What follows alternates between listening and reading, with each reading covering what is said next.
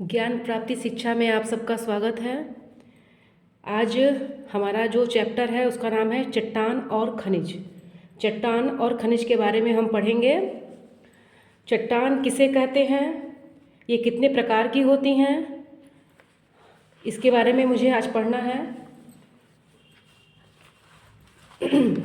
देखिए, मैंने यहाँ पे एक इसका परिभाषा भी लिखा है कि पृथ्वी की ऊपरी परत या भूपटल, पृथ्वी की जो सबसे ऊपरी परत होती है भूपटल में मिलने वाले पदार्थ, चाहे वे ग्रेनाइट तथा बलुका पत्थर की भांति कठोर प्रकृति के हों या चाक या रेत की भांति कोमल हों, चाक एवं लाइम स्टोन की भांति प्रवेश्य हों या स्लेट की भांति अप्रवेश्य हों, ये चट्टान कहलाती है। इन्हें शैल भी कहा जाता है। इन्हें शैल कहते हैं या चट्टान कहते हैं। जो चट्टानें होती हैं वो मुख्यतः 3 प्रकार की होती हैं। आपने सुना होगा ये जो चट्टान है, जो पत्थर हैं, ये पहाड़ों के चट्टानों से काट कर निकाले जाते हैं। ये पत्थर भूरे और स्लेटी रंग के भी होते हैं। और चट्टानें मुख्यतः 3 प्रकार की होती हैं। चट्टानें मुख्यतः 3 प्रकार की होती हैं। ये आपके सामने है आग्नेय चट्टान, अवसादी चट्टान और रूपांतरित चट्टान। इन तीनों के बारे में आज हम ये पढ़ेंगे कि ये तीनों क्या चीज़ है। तो जो आग्नेय चट्टान होती है, ये जो आग्नेय चट्टान है वो पिघला हुआ गर्म पदार्थ पृथ्वी के अंदर से ऊपर धरातल पर आने के क्रम में धरातल के निकट भूपर्टी पर जम जाता है। जो हमारी पृथ्वी का सबसे ऊपर का जो हिस्सा है धरातल, जिसे भूपटल कहते हैं, वो अंदर से आकर धरातल के निकट या भूपर्टी पर आकर जमा हो जाता है। यह कभी कभी धरातल पर पहुंच जाता है और जम जाता है। आग्नेय चट्टान सदैव परतदार ही नहीं होते। छूने पर पता चलता है कि ये चिकने नहीं बल्कि रुखड़े हैं, अर्थात ये रवादार हैं। जो रवा जल्दी जमते हैं अपेक्षाकृत महीन होते हैं और जो देर से जमते हैं उनके रवे मोटे होते हैं। यहाँ पर लिखा भी है, पिघला हुआ पदार्थ पृथ्वी के अंदर से धरातल पर आने के क्रम में धरातल के निकट या धरातल के ऊपर जम जाता है। तो इन दोनों अवस्थाओं के फलस्वरूप जो ठोस पदार्थ बनता है उसे आग्नेय चट्टान कहते हैं। इसकी मुख्य विशेषता यह है कि इसमें परत नहीं होती है बल्कि इसमें रवा पाए जाते हैं। इसमें परत नहीं होती है, इसमें रवा पाए जाते हैं। रवा का आकार इसके जमने में जितना समय लगता है उस पर निर्भर करता है। पृथ्वी के अंदर बने आग्नेय चट्टानों के रवे बड़े होते हैं क्योंकि ये धीरे धीरे जमते हैं। पृथ्वी के ऊपर की चट्टानें जल्दी जमती हैं, इसलिए इसमें रवे महीन होते हैं, जैसे ग्रेनाइट एवं बेसाल्ट। और दूसरा है अवसादी चट्टानें। अवसादी चट्टानें क्या हैं? अवसादी चट्टानें, जैसा कि आप नाम से ही स्पष्ट है कि अवसादी चट्टानें अवसादों के एकत्र होने से बनती हैं। अवसादों के एकत्र होने से बनती है। नदियां बाढ़ के साथ काफ़ी अवसाद अपने साथ लाती हैं और लौटते समय वे अवसाद अपने किनारों पर जमा कर देती हैं। चूना पत्थर और बलुआ पत्थर अवसादी चट्टान के ही उदाहरण हैं। लिखा है यहाँ पर, जैसे चूना पत्थर। इसी तरह जब धरातल पर पानी के बाहर महीन अवसाद परत दर परत जमता जाता है तब दबाव के कारण ये आपस में जुड़ जाते हैं, जिससे अवसादी चट्टान का निर्माण होता है, जैसे बालू पत्थर, सेल। ये जो अवसादी चट्टान है ये पानी, पहला तो है कि पानी के अंदर और दूसरा पानी के बाहर, दोनों तरफ ये जमता है। जब पानी के अंदर तलछट का जमाव होता है, काफ़ी समय तक परत दर परत होता रहता है, तब दबाव के कारण ये परतें आपस में जुड़ जाती हैं और अवसादी चट्टानों का निर्माण करती हैं। अब हमारा तीसरा आता है रूपांतरित चट्टान। रूपांतरित चट्टान किसे कहते हैं? जब आग्नेय चट्टानें जो हमारी ये आग्नेय चट्टानें हैं, जब आग्नेय चट्टानें ताप और दाब के कारण अपने रूप और गुण में बदलाव कर लेती हैं, तो इसी चट्टानों को हम रूपांतरित चट्टान कहते हैं। आपको नाम से ही स्पष्ट होता है। रूपांतरित चट्टानें, जिनके रूप में और गुण में परिवर्तन हो जाए, उसको हम रूपांतरित चट्टानें कहते हैं। तो जो आग्नेय चट्टानें हैं, ताप और दाब के कारण अपने रूप और गुण में बदलाव कर लेती हैं, तो ऐसे चट्टानें रूपांतरित चट्टानें कहलाती हैं। जैसे चूना पत्थर। चूना पत्थर अत्यधिक दबाव के कारण संगमरमर बन जाता है, वैसे ही ग्रेनाइट ताप और दाब के कारण नाइस में बदल जाता है। तो चट्टानों के बनने की प्रक्रिया तथा गुण अलग अलग होते हैं, अतः इनके नाम अलग अलग होते हैं। इन चट्टानों को परतों में यदि पेड़ पौधे तथा जीव जंतु दबे रह जाते हैं, तो जो उनकी परतें जम जाती हैं, उसमें अगर जीव जंतु या पौधे दबे रह जाते हैं, तो हजारों साल या हजारों वर्षों में अपने रूप ये बदल लेते हैं और जीवाश्म कहलाते हैं। प्रायः ये पत्थर का रूप ले लेते हैं। कुछ चट्टानों में खनिज भी पाए जाते हैं। खनिज हमारे अनेक कामों में व्यवहार में काम में आता है। आपको ये चैप्टर का नाम ही है चट्टान एवं खनिज, हमें खनिज के बारे में पढ़ना है। तो खनिज क्या है? खनिज हमारे अनेक कामों में व्यवहार में लाए जाते हैं। आज की जो उन्नत सभ्यता है, वह इन खनिजों के बल पर ही है। कल मैंने पहला पाठ पढ़ाया था, जिसमें मैंने आपको बताया था कि जो हमारी पृथ्वी के अंदर से क्या क्या चीज़ें निकलती हैं, वो सब क्या है? वो खनिज है। सोना, चांदी, लोहा, कोयला, किरासन तेल, पेट्रोल, रसोई गैस, सब खनिजों से ही प्राप्त होता है। ये सारी चीज़ें खनिजों से ही प्राप्त होती हैं। तो आपको मैंने बताया चट्टान के प्रकार, 3 प्रकार, आग्नेय चट्टानें, अवसादी चट्टानें और रूपांतरित चट्टानें, तीनों के बारे में बताया। और खनिज क्या है? खनिज वही सोना, चांदी, जो मैंने बताया अभी, तेल, पेट्रोल, रसोई गैस, ये सारी चीज़ें हमें खनिजों से ही प्राप्त होती हैं। इसके कुछ क्वेश्चन आंसर हैं, मैं बता दूं आपको। देखिए, यहाँ पर रिक्त स्थानों की पूर्ति करना है। यहाँ पर रिक्त स्थानों की पूर्ति करना है। जो चट्टान ज्वालामुखी से निकले लावा से ठंडा होने से बनती है, उसे कौन सी चट्टान कहते हैं? तो उसे आग्नेय चट्टान कहलाती है। जिन चट्टानों में परत पाई जाती है उन्हें परतदार चट्टानें कहते हैं। ज्वालामुखी से निकला गर्म पदार्थ लावा कहलाता है। अत्यधिक ताप एवं दाब के कारण चट्टानों के लक्षण बदल जाते हैं, वो रूपांतरित चट्टानों में परिवर्तित हो जाते हैं। सही मिलान करना है। सेंधा नमक क्या है? सेंधा नमक आपका अवसादी चट्टान है, ग्रेनाइट आपका आग्नेय चट्टान है और संगमरमर आपका रूपांतरित चट्टान है। हमारा पहला क्वेश्चन है कि चट्टान किसे कहते हैं? उदाहरण के साथ स्पष्ट कीजिए। मैंने आपको यहाँ पर लिख के भी दिखाया था, आप चाहें तो इसका स्क्रीनशॉट भी ले सकते हैं। चट्टान क्या है? पृथ्वी की ऊपरी परत या भूपटल में मिलने वाले पदार्थ, चाहे वे ग्रेनाइट तथा बलुका पत्थर की भांति कठोर प्रकृति के हों या चाक या रेत की भांति कोमल, चाक एवं लाइम स्टोन की भांति अप्रवेशी हों या स्लेट की भांति अप्रवेशी, ये सारी अवस्थाओं में उसे हम चट्टान ही कहते हैं। चट्टान अथवा शैल कहे जाते हैं। उदाहरण के साथ स्पष्ट करना है आपको।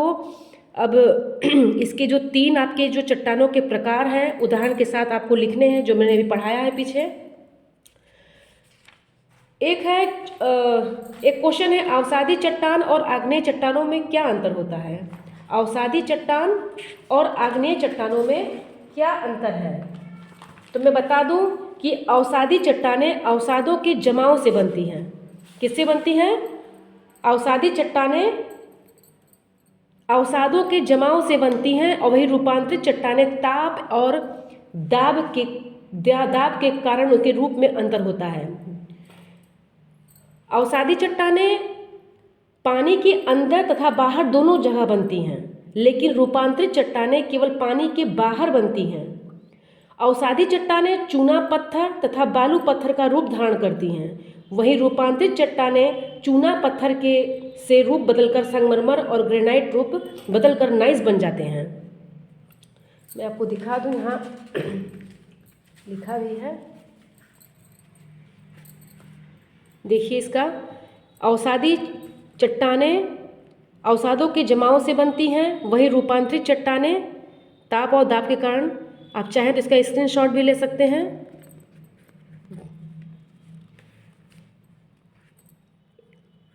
एक क्वेश्चन इसमें है हमारा, खनिज हमारे लिए क्यों महत्वपूर्ण है।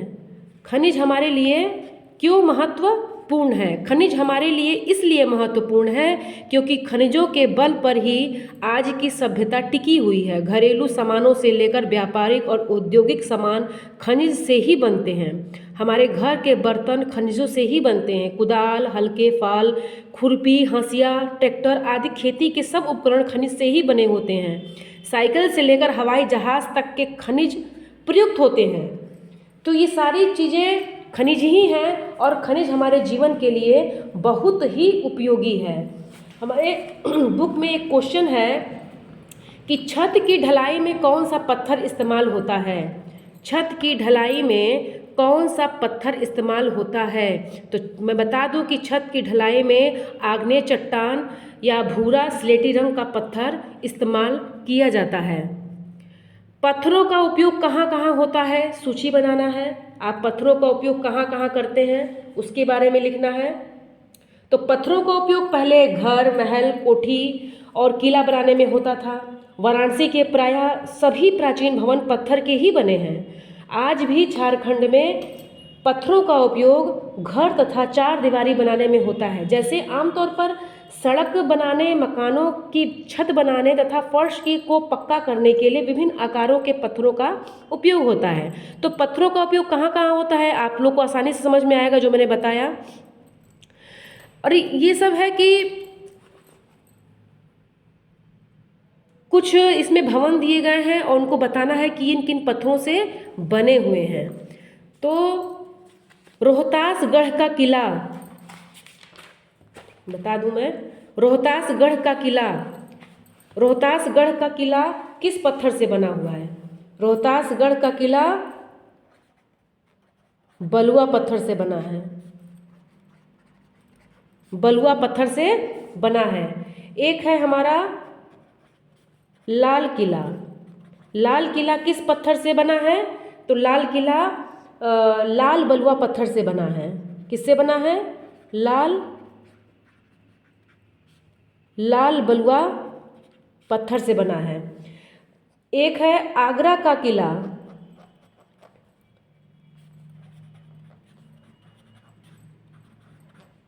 आगरा का किला किससे बना है। आगरा का किला भी लाल बलुआ पत्थर से बना है।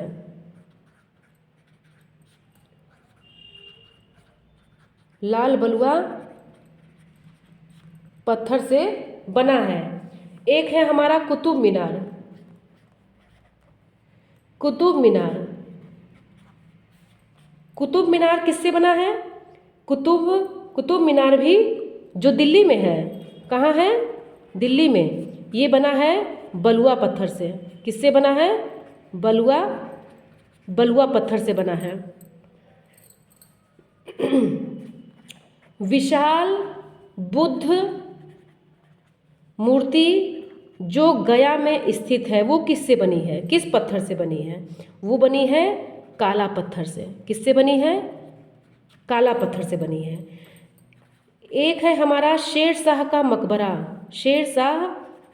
शेरशाह का मकबरा ये किस चीज़ से बना है, किस पत्थर से बना है। तुम बता दूं, ये भी हमारा बलुआ पत्थर से बना है। ये हमारा बलुआ पत्थर से बना है। एक है क्वेश्चन इसमें विष्णुपद मंदिर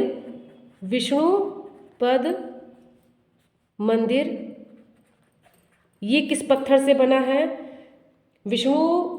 विष्णुपद मंदिर जो हमारा गया में स्थित है। कहाँ स्थित है, गया में स्थित है। ये काला बलुआ पत्थर से बना है। काला बलुआ पत्थर से बना है। काला बलुआ पत्थर से बना है। लाल किला हो गया, बलुआ पत्थर, रोहतासगढ़ का किला, आगरा का किला, कुतुब मीनार। एक क्वेश्चन और है पत्थर की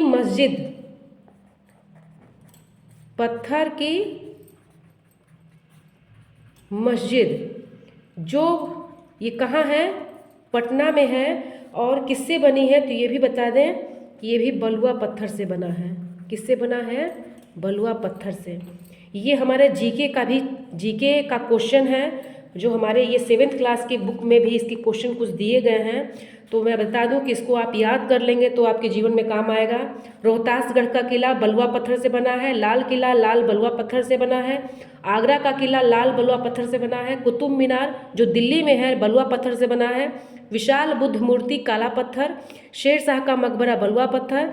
विष्णु पद मंदिर जो गया में स्थित है काला बलुआ पत्थर से बना है। पत्थर की मस्जिद जो पटना में अवस्थित है वो बलुआ पत्थर से बनी है।